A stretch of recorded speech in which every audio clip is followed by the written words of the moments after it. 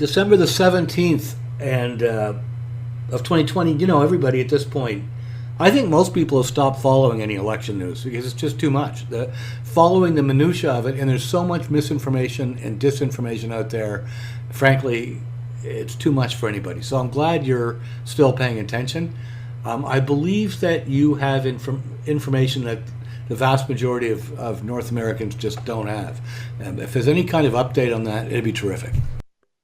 Yeah, there's a lot going on, and this is all, and it's something I've mentioned previously and promised updates on. So this is intended to be the kind of overarching update. So all of this broke in Italy, and it's all linked back to the U.S. presidential election. And the thing that's been bandied about here is, I think everybody looks at it and you kind of analyze the numbers, and it's not right. But that doesn't prove anything was done. I mean, that the answer you're getting is not correct, but you have to be able to prove it. So I think we're finally kind of tracking this down as to where the actual problems took place. And as I said, all of this broke in Italy. And in Italy, this is a huge scandal. This is running the news cycle right now in Italy, and it looks like Prime Minister Conte is going to lose a vote of no confidence. Italy's going to have to form a new government, all this stuff. So now, and also remember what probably about a year ago now, maybe a little less, maybe 8 months or so, 9 months, President Trump got word of something that Italy was involved with in all of this scandalous Russian fiasco investigating President Trump. So they were deeply involved in that. President Trump found out something, calls Italy, and we don't know what was said in the conversation, but you can be guaranteed it was something to the effect of Whiskey Tango Foxtrot. I mean, what's going on over there? What were these guys doing? And the next day, 4 senior intelligence officials in Italy were all cashiered. They were all fired the very next day after that phone call. So we know there's long linkage of the Italians being involved. So what comes out now is that there's this company called Fernando, right? No, Leonardo. There's a company called Leonardo, and that company is a huge company like SAIC or Lockheed Martin or somebody like that does government contracting, the industrial complex sort of stuff, but billion-dollar contracts with huge things, including government satellites. And that's important because this is something I touched on lightly, but the way that it's shaping up now, that the U.S. elections were changed, the results were changed in those 5 or 6 key states, is all of those voting machines were hooked up to the internet. The internet then was used to download that information to these famous servers in Germany, but nobody, just passing through a server doesn't leave deep tracks. So supposedly the government went over, the DOD went over and looked at those servers.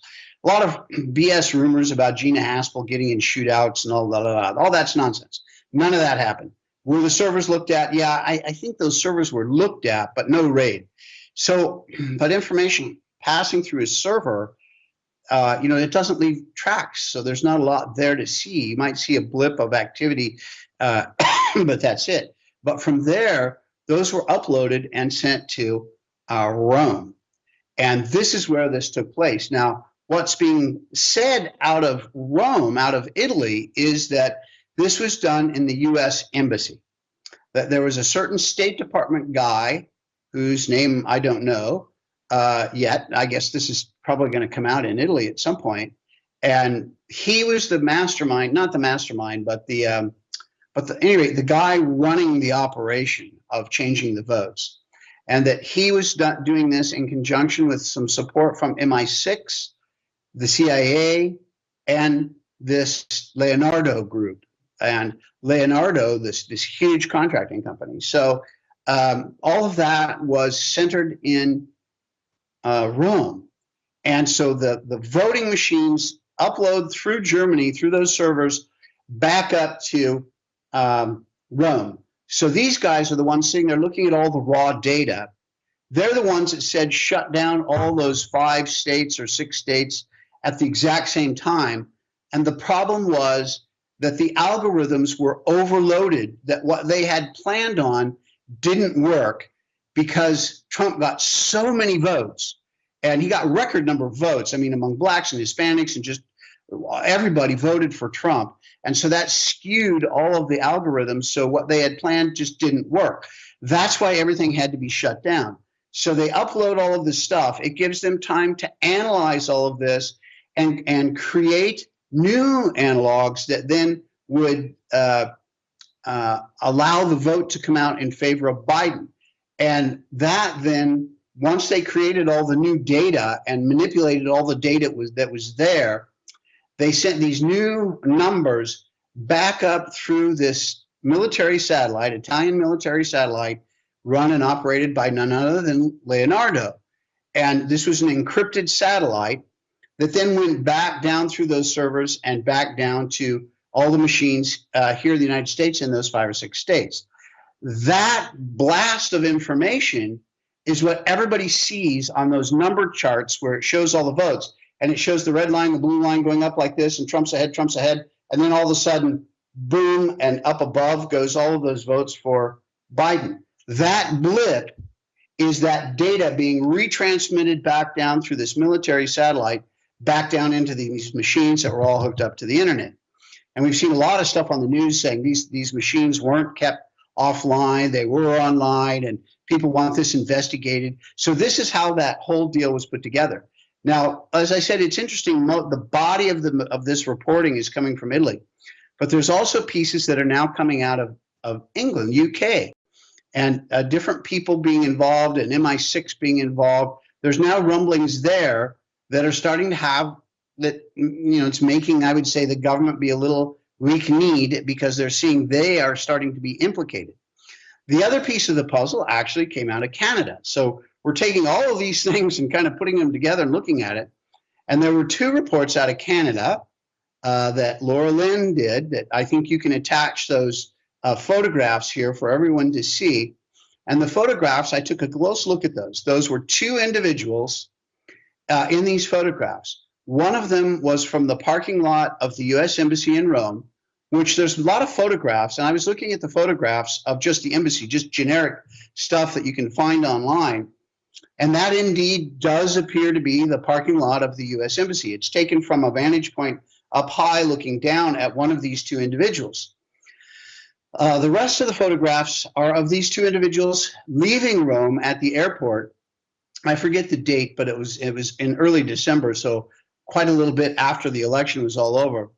And these 2 individuals in that report are supposed to be the MI6 operatives, the techs that were helping to manipulate the data, build the algorithms, and do the data manipulation in Rome. And that's what they were doing in Rome. These photographs are from the Italian, it doesn't say what service or anything, but they were taken by the Italian government, apparently surveilling these guys because they knew they were up to something. And when you go in and out of countries like Italy, and if it's the Brits or the Americans or any of that, and they're intelligence guys, they're supposed to report, and make the host country aware of whatever they're doing. So apparently these guys did not do any of that other than what they were kind of secretly doing with Leonardo, this Leonardo company, and the U.S. Embassy for these things. So that looks like those 2 guys were the techs, and there's reports of maybe a third, but the photographs are only of these 2 that were involved in that data manipulation. So these 2 individuals are key to it. Now, one of the things, this information has been rumbling around for a while here now, at least the last 2 weeks here in the United States, gotten 0 press coverage by anybody, and isn't being looked at by the administration, which here's I look at this and I'm going, President Trump, dude, go dig this stuff out, because this is the one thing that fits all of the criteria, Occam's razor. It is the only explanation that fits all the data points. This makes sense. Nothing else out there is going to take you to be able to prove that the elections were a sham. This could. I mean, all this has to be proven, but the pieces are there, and you can reach out to the Italian government. Conte's on very thin ice and is probably going to be booted out of office. So, I mean, it's the perfect time to hit him up.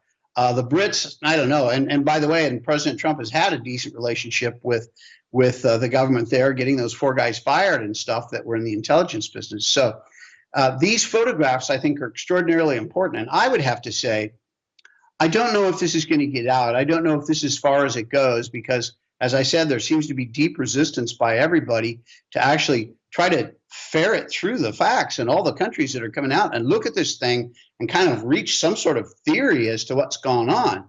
I don't understand that hesitation. This should be number one on everybody's list. You know, it's a sad thing where, you know, one solitary former CIA guy does more journalism and more research than the entire rest of the news media put together. What a sad state of freaking affairs that is.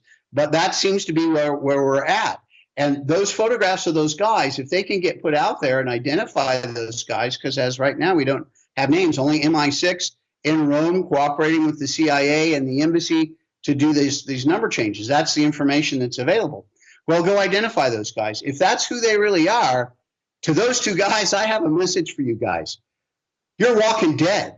They're going to kill you. So if that's really what you did and really who you are, you need to get out and come to, I don't even know if DOJ would be able to save you, the Department of Justice here, but you need to get in the hands of law enforcement here in the United States as soon as possible, because you're a loose end now, brother. And they're going to wipe you out. That's the way this game is working these days.